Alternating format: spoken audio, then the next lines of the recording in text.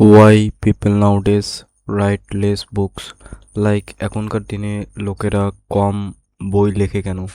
Just এখন কেন আমরা নতুন নতুন রাইটারের নাম খুঁজে পাই না? বাট যে রবীন্দ্রনাথ ঠাকুর বা আরও আগেকার দিনের মানুষ অনেক লেখালেখি করতো, কিন্তু এখন লেখে না কেন? এটা অ্যাকচুয়ালি মেন প্রশ্ন। তোমরা ভাববে যে এখনকার মানুষ খুব রিলস ভিডিও দেখে বা শর্ট ফর্ম কন্টেন্ট দেখে, দ্যাটস ওয়াই তারা বড় বড় রাইটিংয়ে গুরুত্ব দিতে পারে না। এখানে রাইটিংকে শুধু জাস্ট গুড ওয়ার্ক বা জাস্ট খালি মানুষের জন্য কিছু থিঙ্কিং প্রসেস লিখে রাখছে এটা নয়। রাইটিং মিন্স একটা তাদের জীবিকা। আই অ্যাম এ রাইটার মানে সে তার জীবন অতিবাহিত করে লিখে।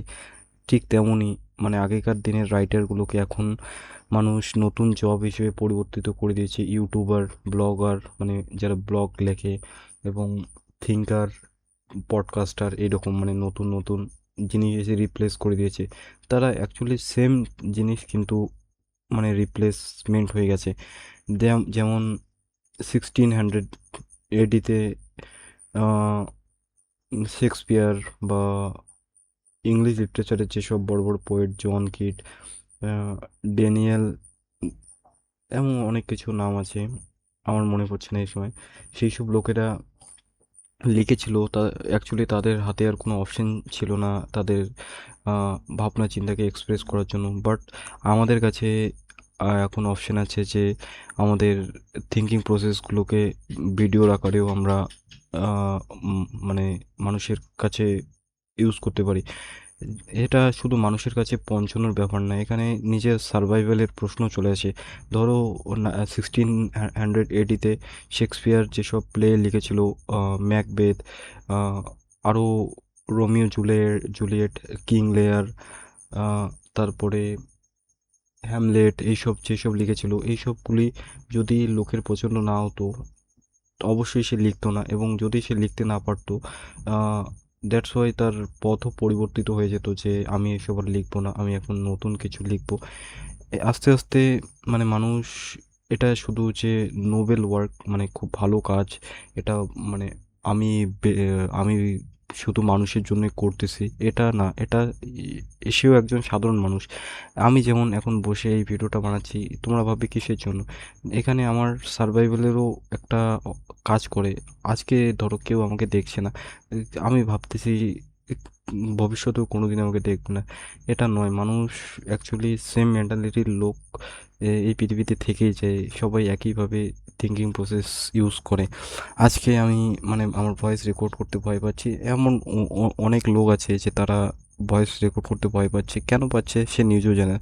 অ্যাকচুয়ালি এসব কিছু ম্যাটারই করে না। মানুষের জীবন এত ছোট যে আজকে একটা কিছু বলে দিল যে কালকে সেটাকে আর শুধরোতে পারবে না, বা শুধরোতে পারলেও কী হবে শুধরে। দ্যাটস ওয়াই কোনো ভুল কাজ না করে ঠিক আছে, এইসব বিষয়ে করলেও কি মানে কেউ মনেও রাখবে না, এবং এভেনচুয়ালি সব ভুলে যাবে। কিন্তু যেসব নোবেল ওয়ার্ক, শেক্সপিয়ার কোনোদিনও ভাবেনি যে তার এই এতদিন অবধি চলে আসবে। সে ভেবেছিল তার শুধু এই আজকের দিনটা চলে গেলেই হলো, কিন্তু অ্যাকচুয়ালি আজকের দিনটাও চলে গেছে, কালকের দিনটাও, এবং ভবিষ্যতে আরও নতুন প্রজন্মের লোকেরাও শেক্সপিয়ারের কথা মনে রাখবে। যেমন রবীন্দ্রনাথ ঠাকুর, সে শুধু রাইটিংকে ফোকাস করেছিল কেন? কারণ সে টাকা ইনকাম করতে চেয়েছিল, সেটা একটা পয়েন্ট, বাট সে তার মানে ওভারঅল ইনফ্লুয়েন্সকে ছড়িয়ে দিতে চেয়েছিল। সে অ্যাকচুয়ালি ভালো কাজই করতে চেয়েছিল। আই ডোন্ট নো যে তার ভেতরে কী ছিল, বাট এটাই ম্যাটার করে যে তারা একদম মহান ব্যক্তি ছিল। আর আমরা আজকে যেসব লোক ভিডিওস বানাই বা ভিডিওস দেখি, সেইগুলো একদম নিচু স্তরের কোনো একটা জিনিস, এরকম না। এরকম একটা একদম সেম প্রসেস।